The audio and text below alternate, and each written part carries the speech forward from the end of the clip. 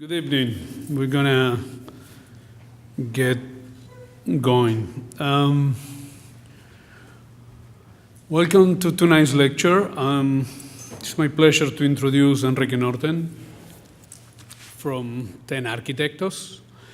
And I was trying to figure it out. I mean, Enrique is not strange to SCI-Arc. He's been here many, many times. So I was trying to think what will be the right way to frame his lecture.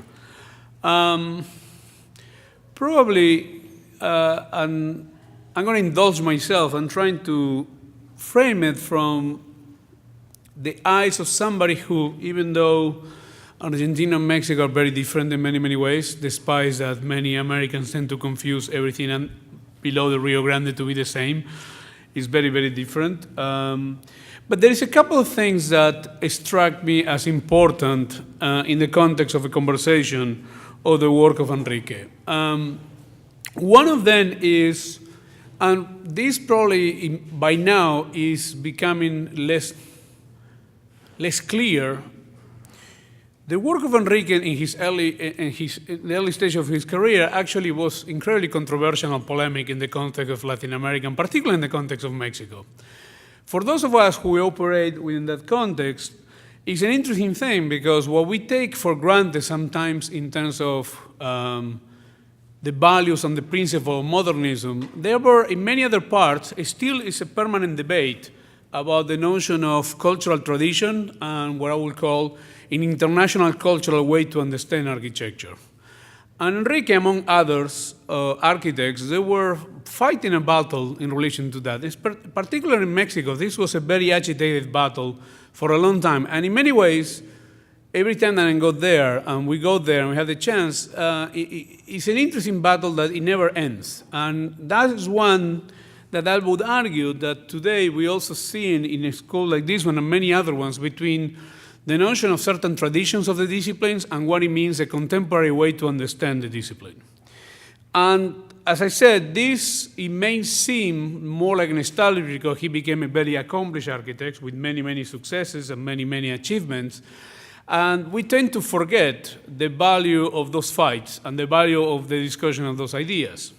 So it's interesting to see how in many, many ways today, since there is this global interest of the architecture that many architects in Latin America has been producing for an amount of years, we tend to forget that there was a time that some of these canons were not so clear and so evident.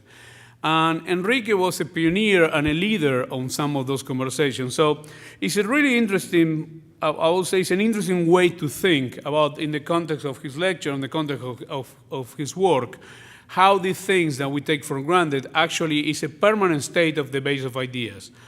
And it seems to me that more than ever, the idea to keep debating what remains a contemporary way to think architecture, how much we should pay attention to traditions, how much we should pay attention to a particular context that sometimes it gets used as a cheap punchline, and how we should resist that temptation to cave to that. And whatever we can agree or disagree with his architecture and his body of work, he's somebody who never been complacent or took that for granted or took it as an easy way out. So it's in that context that I think it's interesting to have Enrique speaking tonight here at SCI-Arc, and particularly because he's an architect with a body of work that by now is very deep and very accomplished and built, which is also an interesting question, again, what is worth to build, what is worth to speculate, and how reality intersect between the level of speculation and what the speculation means in many multiple cultural contexts.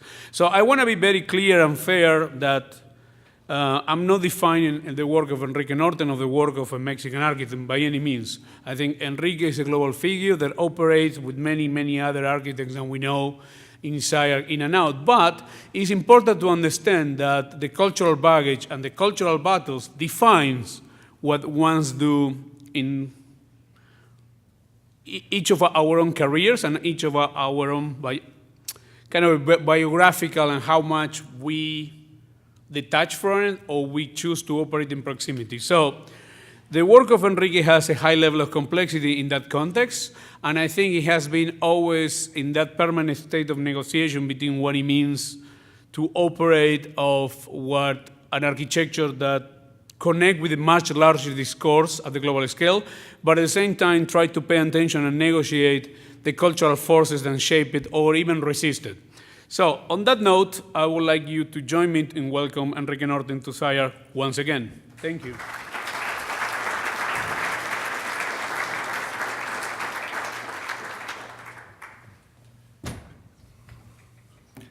Thank you, Hernan. Thank you very much. And I thank you all very much. It's really a great honor to be back at SCI-Arc. It's been a very long time. I should tell you that this is one of the institutions I hugely admired. I've always felt very close to SCI-Arc. I taught here many, many years ago with some of my dearest friends. Tom is here, Eric, Michael, Craig. You know, it's many years ago still, I think a couple buildings ago.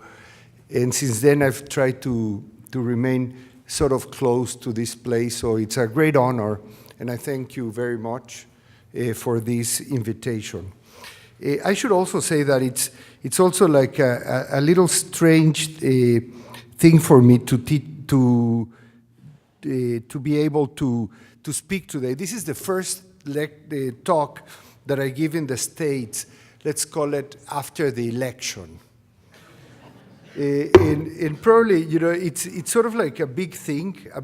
It doesn't seem to be that big, but then when I was sort of reviewing my latest talks, I decided to basically erase, you know, all of my introduction that I had, because I do believe that it's a moment of huge reflection. And the truth is that I don't have too many answers of what's going on.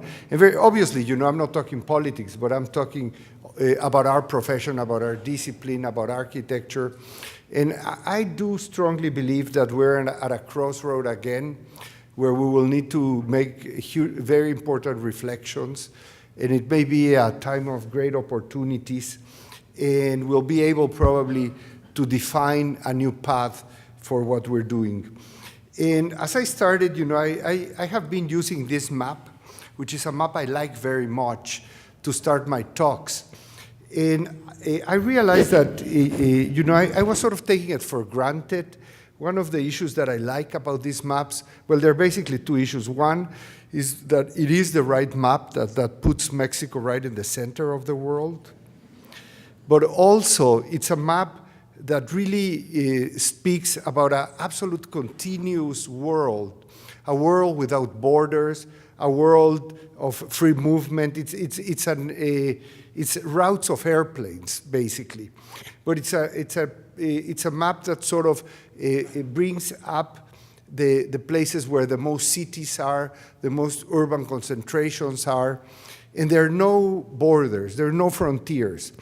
It's a map that somehow represents a world, what I would call of free movement. Obviously, we've been talking a lot about, a lot has been being said these last weeks about that world, that free open world, no, where both goods and people, but most important, ideas, sort of travel and move around in a very free way. As I opened this talk, you know, I started thinking if this map is going to really change or not. And I think we're going to see very big changes in the world. I was very touched, and I'm sure everybody read this paragraph that Chancellor Merkel wrote President-elect Trump, congratulating him for his success. And I'm going to read just a few lines of it, where Merkel said, "Germany and America are connected by values of democracy, freedom, and respect for the law and the dignity of man, independent of origin, skin color, religion, gender, sexual orientation, or political views. As you may know, Merkel was highly criticized for having sent this message. Many analysts thought that she sent it way too fast, that they didn't think, they didn't give the time enough to think about it. And obviously, you know, when I read it, and I'm sure when many of you read it, you all agreed very much on what she said. She speaks about Germany and America, but we could really speak about America and the world, or any group of people to any other group of people sharing all these values. And these are probably the values that me and the people of my generation have grown up and have believed in and have been sort of developing our work and our lives around. And suddenly we need to stop and we need to reevaluate many things. And that sort of is, I have been in shock, sort of in a sort of like a void, trying to understand what's going on. And it's not only really, it's not only the American election. The American election is one point in this development. This is another painting that I have been using in my lectures. It's by Jasper Jones, and it's called The Map, done in '62. And it basically, it's a map of part of the United States and part of Mexico. And this sort of like this seamless quilt that obviously is going to change tremendously. I don't mean the map, I mean the understanding of that seamless condition, of that absolute transparent condition. So there are many issues that I've been thinking of. And then I started writing, this I wrote right before the talk here, and I sort of set up certain dates in my life that have been absolutely important. Like for me, when I was still a teenager, there was in the 60s, 68, I don't know if you're aware, there was this sort of like killing of students in Tlatelolco in Mexico City that sort of marked a very important moment of the fights of people in the 60s, of students. It was basically the students' movement that became very critical of the system and the structures, and became, at least for my generation, an absolute definition of the rest of what was going to come for me. Then obviously November 9, and they're all sort of in the very close dates. November 9, which was, November 9 was just a couple days ago, was when the Berlin Wall came down. September 11, obviously, the first tremendous attack, terrorist attack in America. Then November 13, this year in Paris. You know, all of those have been very important cornerstones sort of in my life. And suddenly I started realizing that now democracy has sort of joined in a weird way these sort of movements. And we have seen very close what happened in England, which is, again, a tremendous rejection to our systems, and what's happened recently in the elections. So what does that mean? I'm not even clear what that means. What I'm pretty sure is that we're going to be seeing a new world, we're going to be seeing new structures, we're going to be seeing new ways of relating amongst the people of the world. There's going to be a reevaluation of many values, and that will affect architecture. And that will give us an opportunity to reinvent architecture, to redefine architecture, and to look at architecture in a different way. It's not going to be, as they call it in the States, business as usual. You know, I don't think business as usual exists anymore. And I think there's going to be a new opportunity and a new kind of doing and looking at architecture. I was just talking to Tom, one of my oldest and dearest friends, and we're sort of discussing that. What's going to happen? I don't know what's going to happen. And I decided then to, as I said before, to erase. I used to give this talk about where I thought it was a little bit a historic thing that started somewhere 100 years ago with modernism and sort of walked me into showing my work. I sort of decided to erase it because I don't even know if that's worth it anymore. So what I'm going to do now is just tell you very little about me, which I already did, and then I'm going to show you some of my projects in a very, very straightforward, simple, pragmatic way. As you know, and Hernan already mentioned, I basically live in two cities. I'm a person of two cities. They're both my cities. I was born in Mexico City. I spent half of my time in New York. I keep homes and offices in both cities, and I keep alive, basically, a very, as I call it, schizophrenic life that goes from one city to another. They're both great cities. I think they're the two most amazing cities of the world currently. And I think they bring tremendous energy to our work. Another thing that we have learned, or that I have learned, that which we knew very much so, is that the world is really getting divided between all of those that live in cities and believe in the life of congestion and density, and those others that don't. You know, for architecture, that may be also a very important way of looking at a very simple matter, but it's true. And if we speak about, when we talk about divisions and separatisms, I think there's a great, great gap within those sort of groups. Nevertheless, I left in a little paragraph from Albert Einstein that was part of my previous, that says, "An intelligent fool can make things bigger, more complicated and more violent. It takes a touch of genius and a lot of courage to move in the opposite direction." I think that is still valid. You know, I think that will keep on going, and we go back and I look at the great moderns, and for me, Einstein represents that great heroic moment of modernism. And I think his and many other teachings are still very important and very valid, and can become, in a very simple way, introduction to our work. Now, for many years, and Hernan sort of touched on that, and I didn't, obviously, you know, I wasn't prepared, but he very clearly said, I thought that architecture was something else. I thought that architecture, as I was a younger architect, was provocation, was activism, was a whole bunch of other issues. But as I grew older and maybe became much secure of what we were doing, I realized that for me, what has really been always architecture has been investigation, has been a line of research that I still appreciate very much. And I think for us, that's where my efforts have to be, and that's where my efforts are. And I hope that you will also, I know that my peers think very much the same. And I think more and more we'll see that that's the way of looking probably at our discipline. And as I look back, oh, sorry, I don't know what happened here. Well, so basically there are three themes that, sorry for I don't know why this happened, that we have been looking at. And I'm going to go through the projects into all of these three themes that we have been calling our lines of investigation.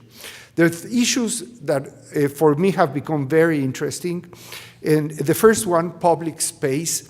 In my previous lectures, or my previous talk, I used to start sort of trying to understand architecture, or for many years we had looked at architecture as objects in the material parts of our built world.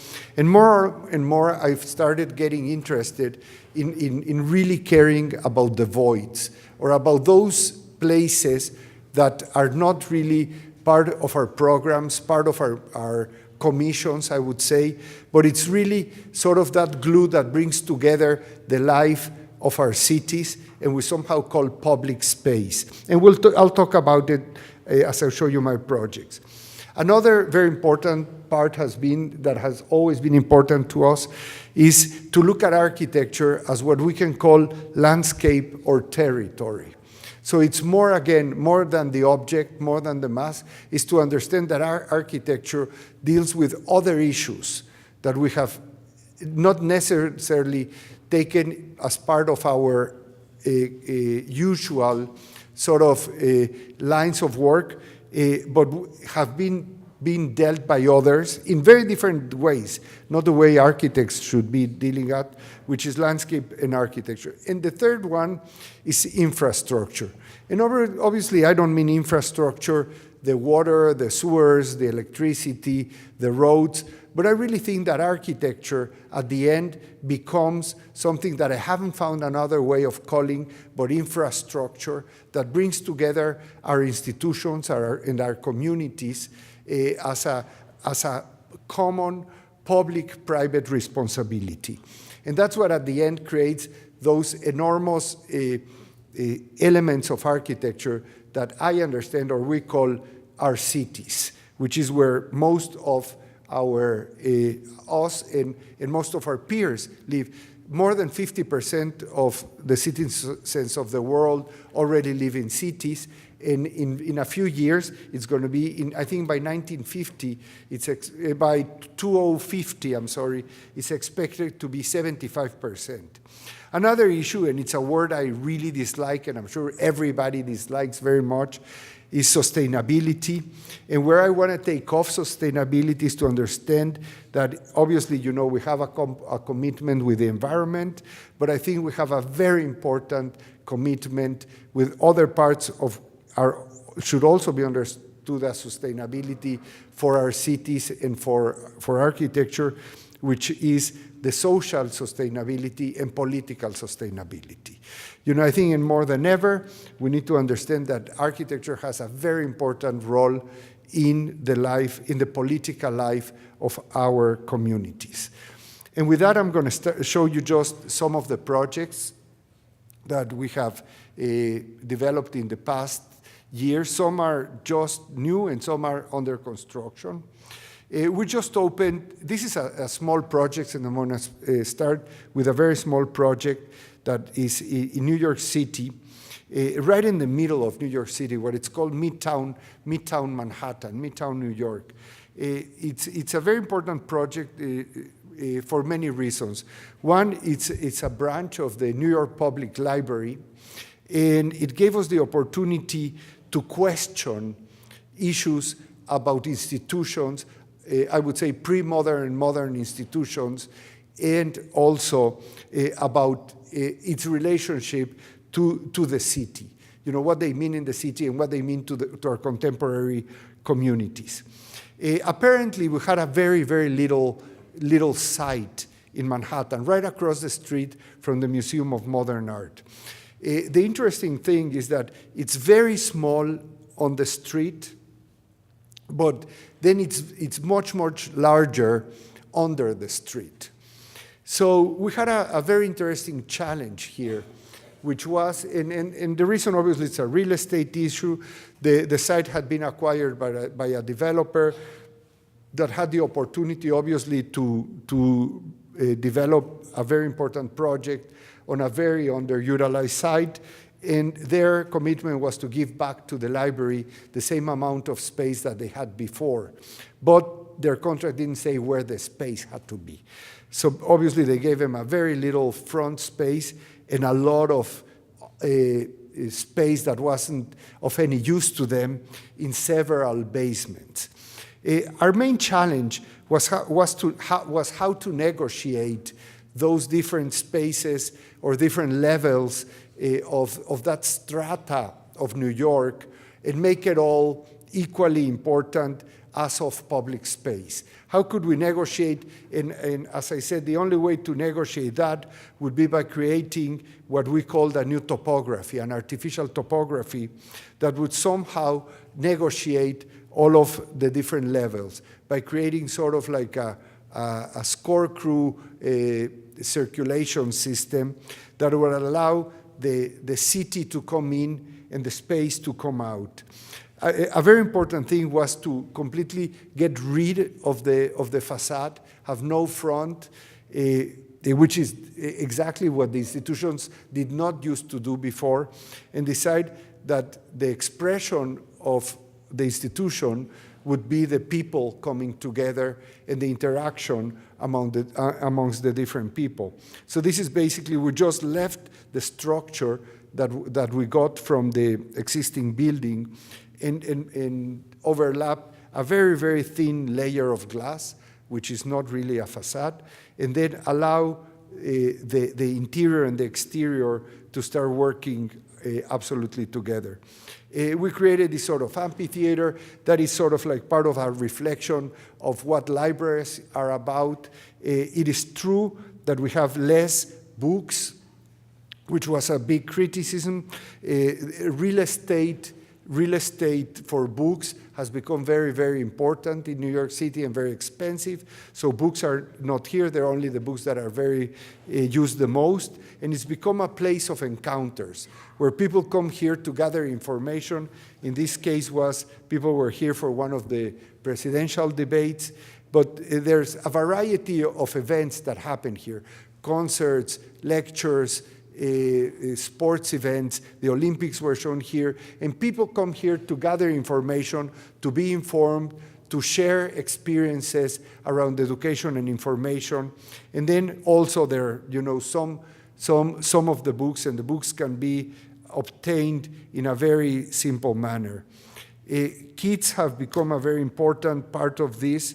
This is something that was completely unexpected. Mothers with little children make lines here to be able to get to the children's. Here, I'm taking you through a little sort of tour coming down the amphitheater, the relationship between the street and the interior and the exterior. Here we turn around, and it's sort of that continuous circulation, the reading rooms, the books. And eventually we're coming down level by level, as a matter of fact, in a sort of very continuous and seamless sort of manner. I'm sorry, this little video is a little long, but I just want to get to the part finally where the children end up being in the most secure and the most unique part of the project. And this is where mothers and nannies and everybody comes together, brings their children, and it's become a place where children get acquainted with the books and with education and with information. I don't know what happened here, sorry. What happened here? Now my agenda is there. Okay, thank you.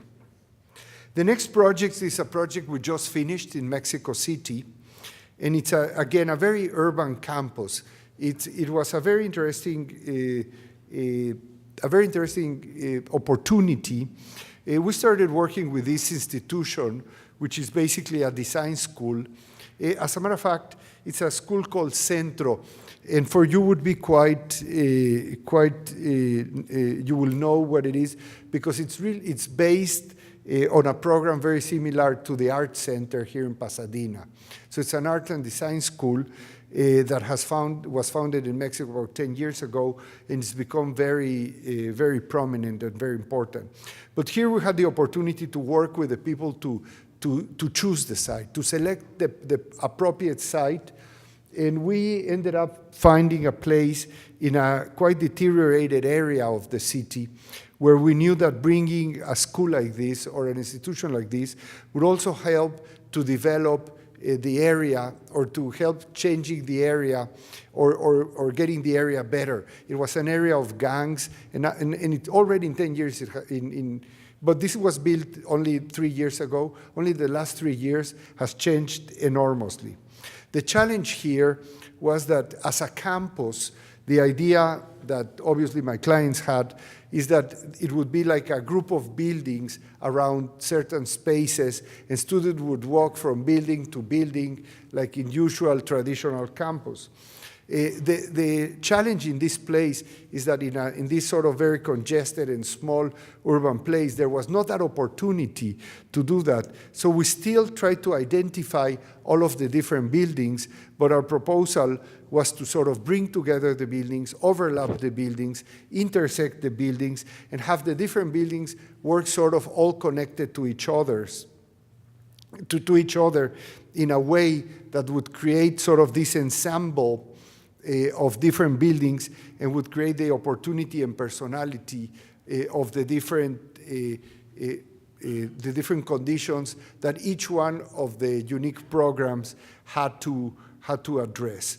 And by that, the whole thing was to bring out the movement out of the heart of it and just expose everywhere where the students and the faculty and the employees, everybody that was part of the community, would end up sort of interacting with each other and help everybody really have the opportunity to have more and more interactions as part of their life. So here's sort of what ended up being the central space. And here you see a variety of different buildings that sort of intersect, overlapped, and sort of touch each other, collide with each other in order to create this sort of variety of opportunities. We invited several artists to collaborate with us. In this case, the big open amphitheater, which is a covered open amphitheater, it's a work by a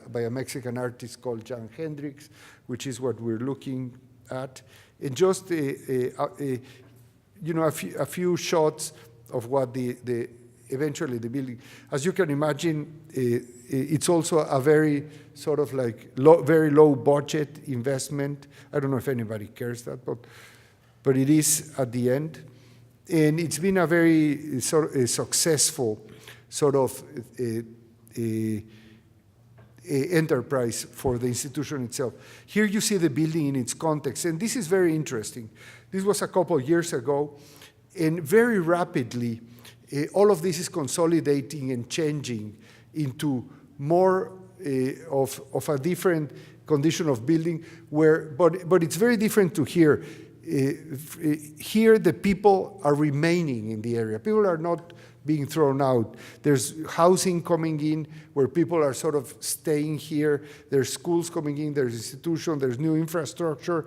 And that's where I say, this becomes sort of like a detonator of new infrastructure that helps out people really get value in be able to stay where they are and contribute in different ways to the life of their communities. Here's just a small video. The building sits, or this group of buildings sit right across the street from Chapultepec Park, and it's the public spaces of the building, the library, and some labs that sort of sit right across on the street, overhanging, and become basically part of Chapultepec Park. And here it's surrounded by the city. And this is back to New York.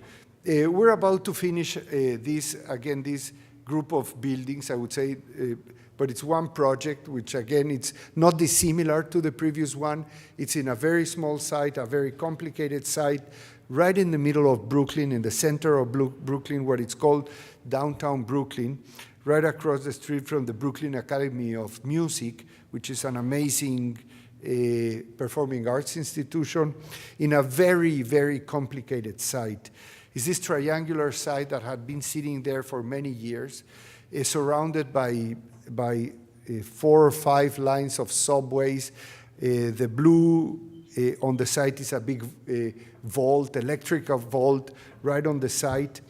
And it's a site that we have been working for 15 years. That's another thing. Architecture is about a lot of patience, as many of you probably know.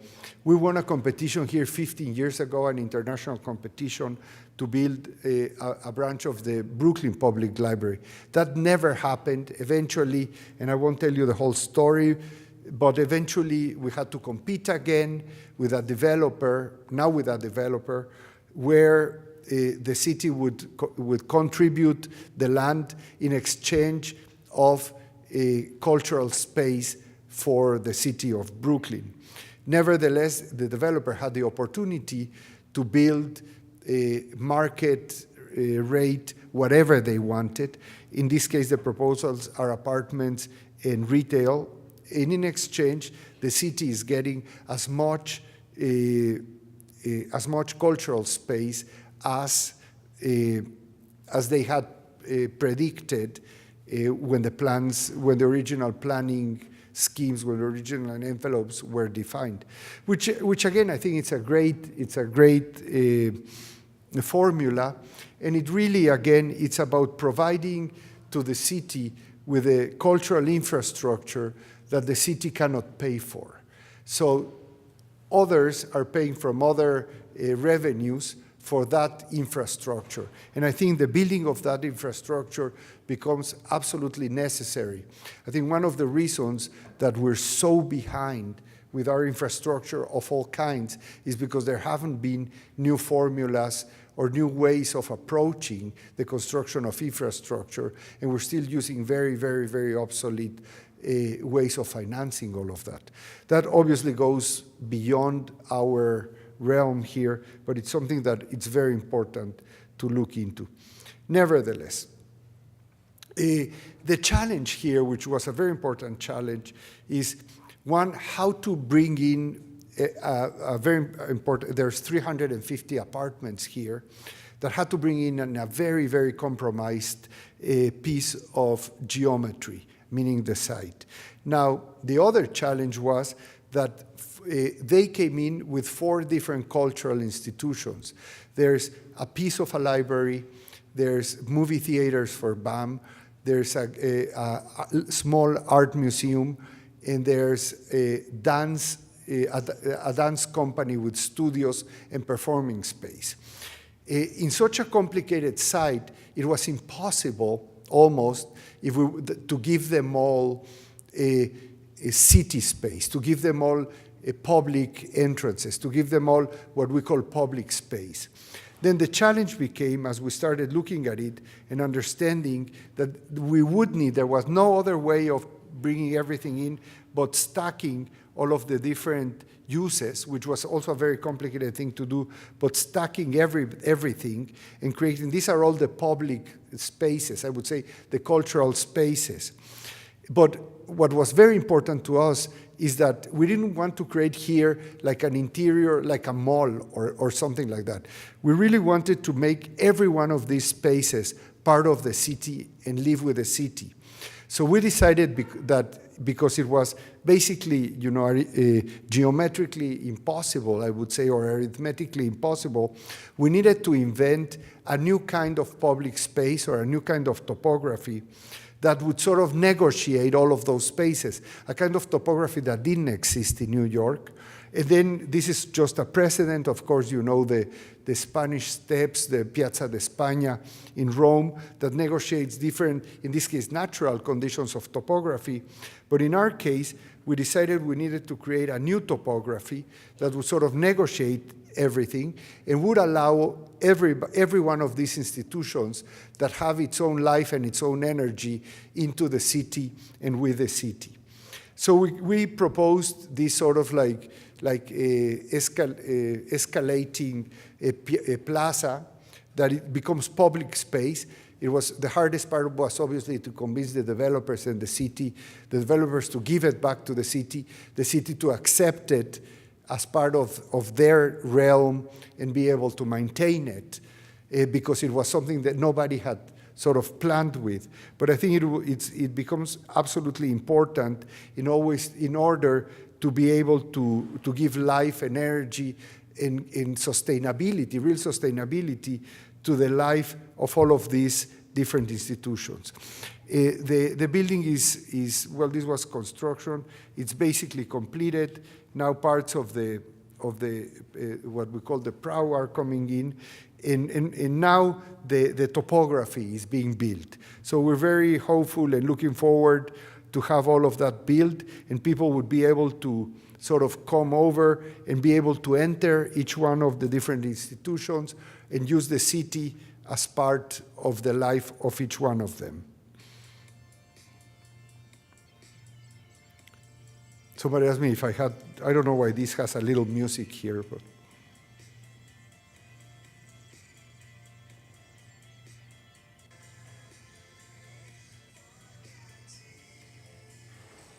I don't know who did this.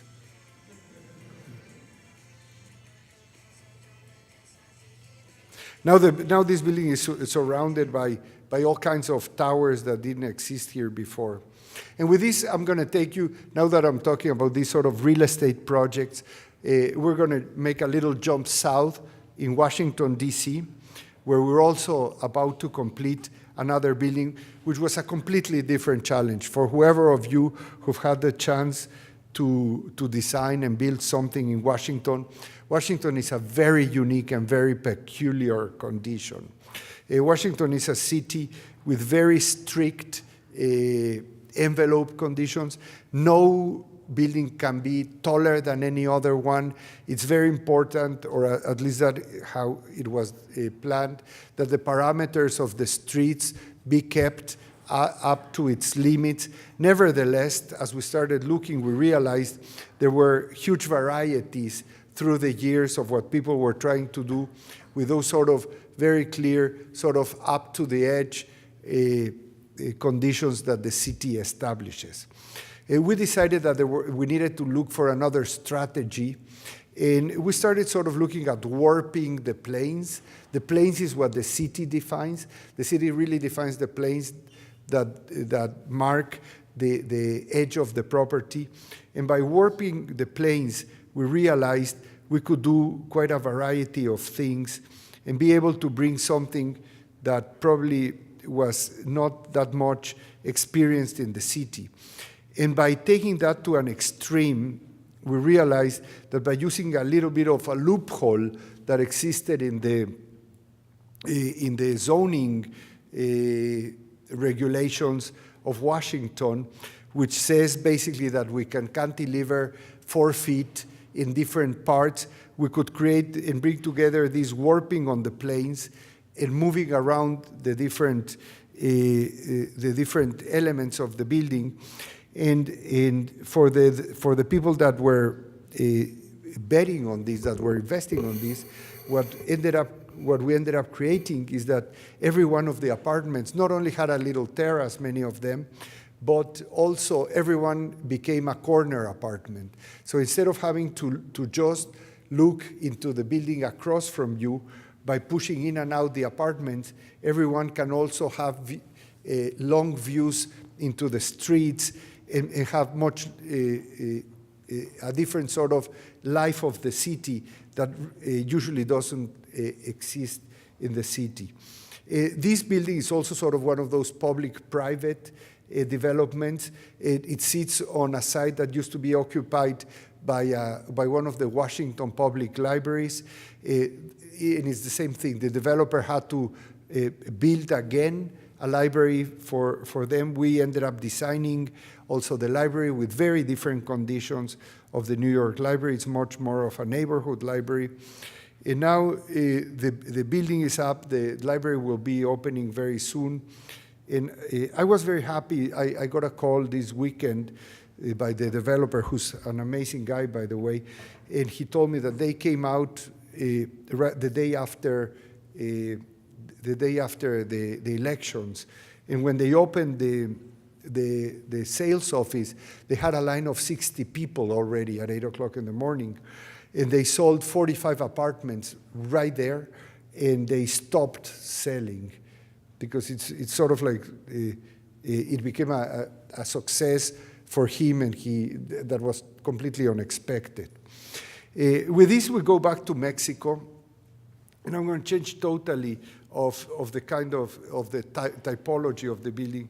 This is a building, it's a research building for a university. It's a genomics research building for a university right in the middle of our country. But it's the most important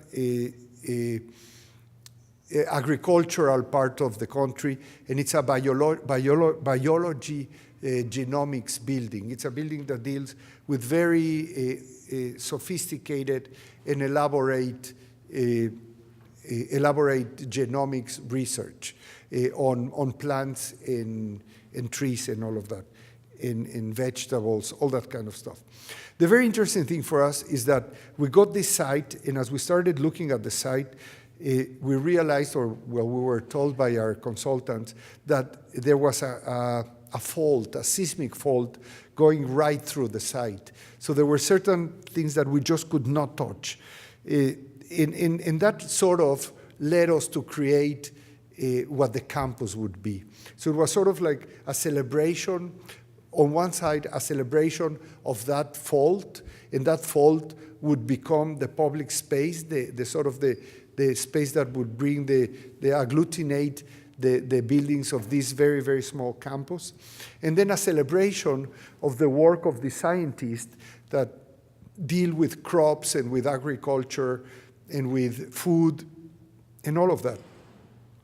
So we decided to really, also we didn't have that much site, so we decided to cover a lot of the site again with a new topography.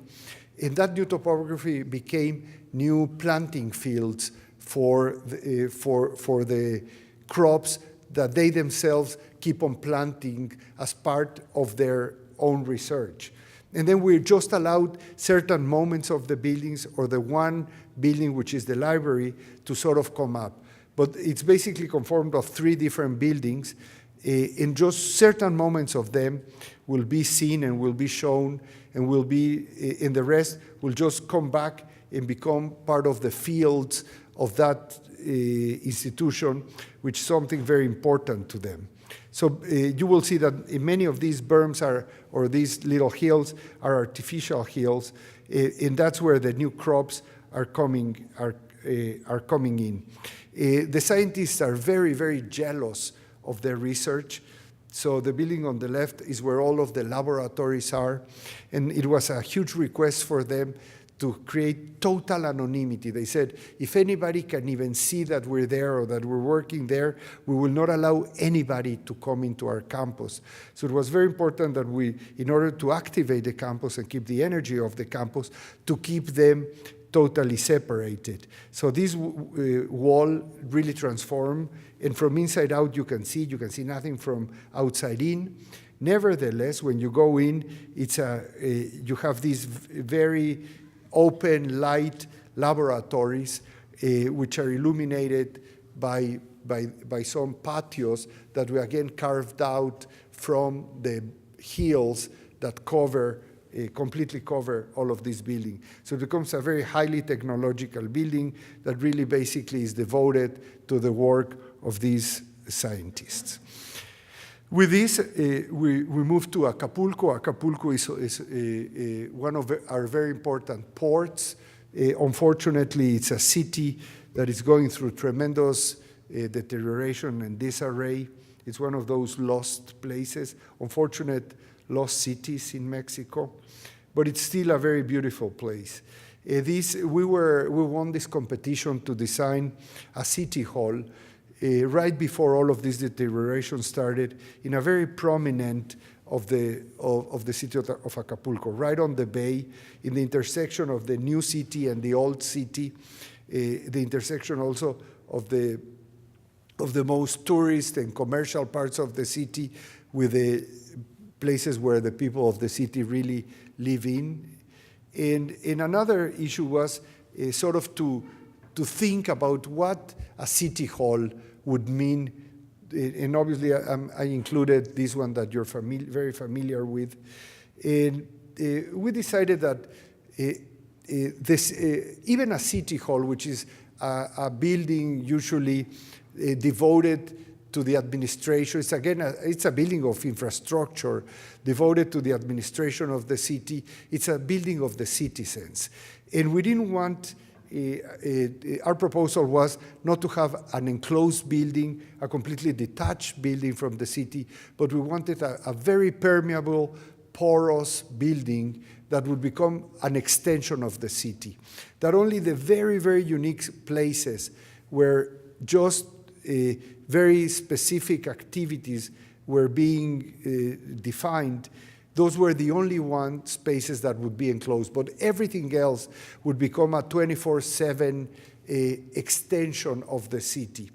And being on the beach in this city is really the open space, is really the garden, is a place where everybody gathers. We wanted to bring in the beach into this new opportunity, and also bring the spaces out into the public space. And we decided that the building would become a garden, an open garden for the people. We used a very simple and old typology, I would say, called una palapa, a palapa, which is basically a hut. It used to be a thatch hut, but all that the thatch hut does is create space and define a territory, I would say, and create shadow. And by creating shadow, Acapulco is a very extreme weather, very, very humid, and very wet in the summer, very hot and less wet in the winter, but always very extreme. So the importance of shadow would create the quality of life that we would need, obviously without the necessity of air conditioning, and obviously part of this was about reducing the use of electricity in a very important manner. So we decided to create basically an important roof that would define the space of the building, and also would be all completely covered by panels, by solar panels that would create a very important amount of electricity. Therefore, we would not need almost any of the air conditioning, and on the other hand, we would produce electricity to run the building.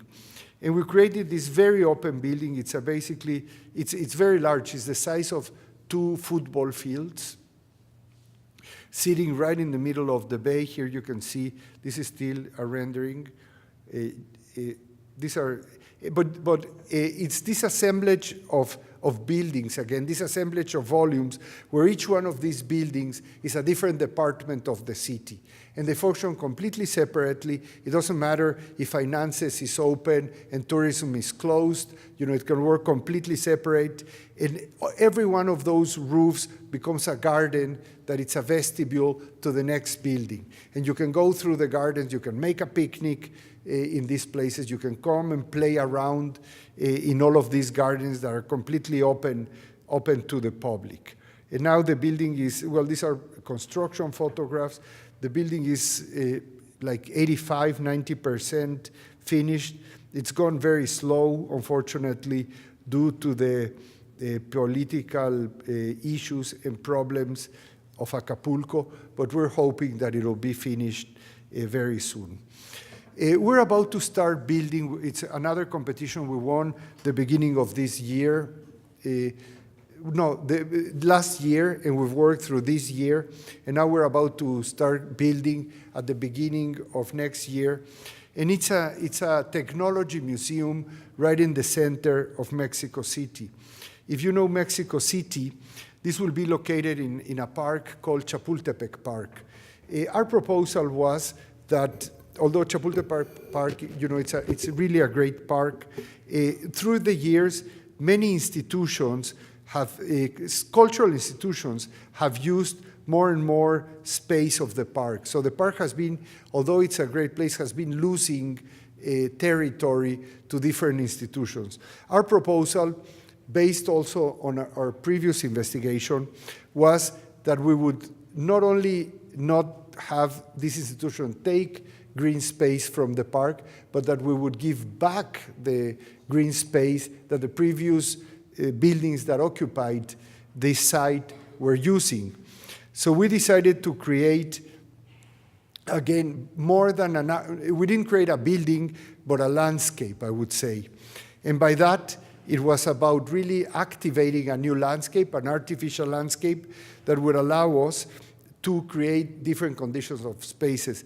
This is a park that we built a few years ago in the city of Puebla, that again, basically it's a new layer of topography that has a new use and new conditions. I'm sorry about the pixelation. I just took it from the web before I came here. And it's really about understanding the stratification, the geological stratification of our world, where there's, through ages and centuries and millennials, there's been different stratas being accumulated, And now we are proposing to come up with new stratas of topography, obviously in our case completely artificial and completely man-made, that are defined and activated by the program that we have received for this institution. So it doesn't become a subterranean building. It's really a new topography that is built on top of the building, and it's basically being activated and defined by the different uses and the different conditions that are required by this very complex program. The institution only comes out, like it has only one face. That one face is not to the city, but to the park.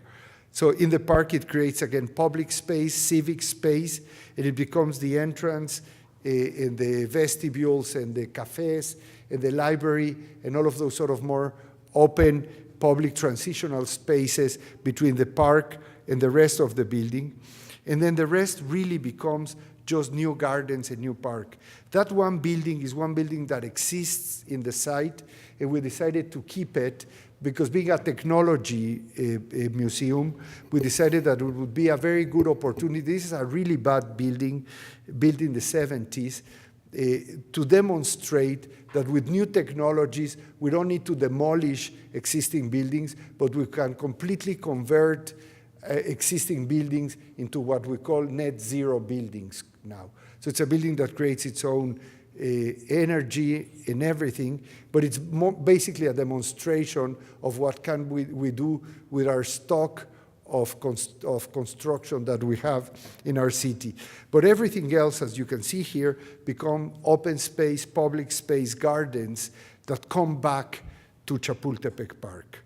And obviously, we had the opportunity to reinvent other opportunities, in this case, an open amphitheater, and some views of the interiors, a very open interior.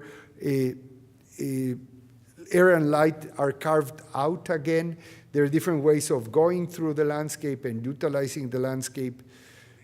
And well, there's a small video here that really talks about the sustainability issues of the project. And that was part of the presentation for the competition.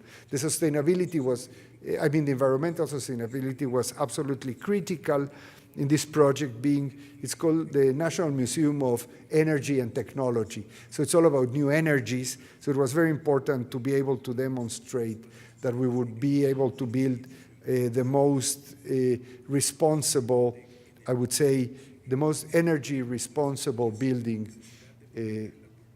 that could be done within our different technologies. This is a video that it's done for the competition.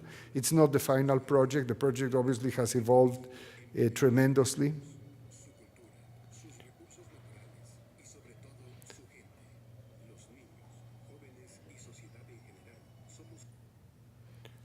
Okay.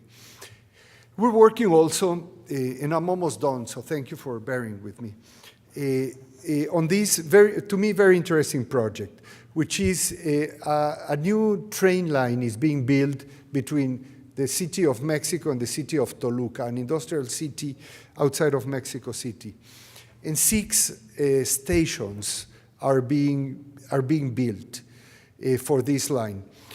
We were commissioned to design the stations. 5 of them are very transitional stations.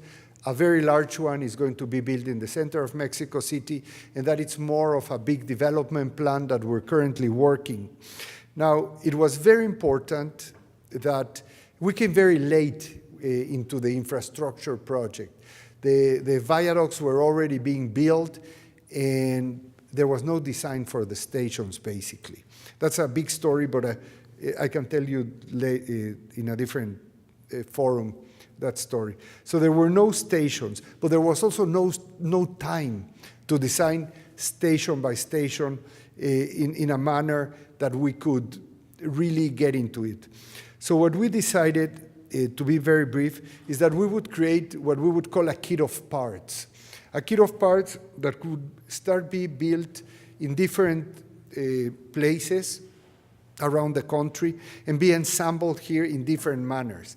We knew we had a kit of parts, but then we knew we needed to use differently that kit of parts to satisfy each one of the different conditions of the station.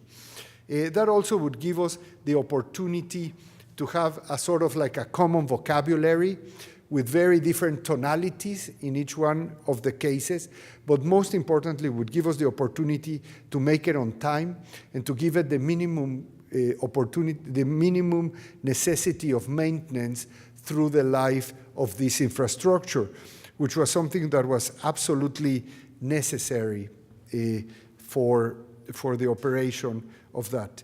So some of these stations are already being built. And they're quite large, but the biggest one is a big development in the center. And here again, it was about bringing in all different activities. It's not only the train, but bringing in the tradition of the open markets in Mexico City, the movements in Mexico City, the intermodal conditions that all of these stations required, all different within each one and the others. And these are basically like mechanos that can be assembled in each one of the cases. And it's really interesting to see, and I should have more photos of that assemblage, of how all of that is currently happening. And with that, I thank you very much for your attention. It's a little bit over an hour. I was asked not to speak more than an hour.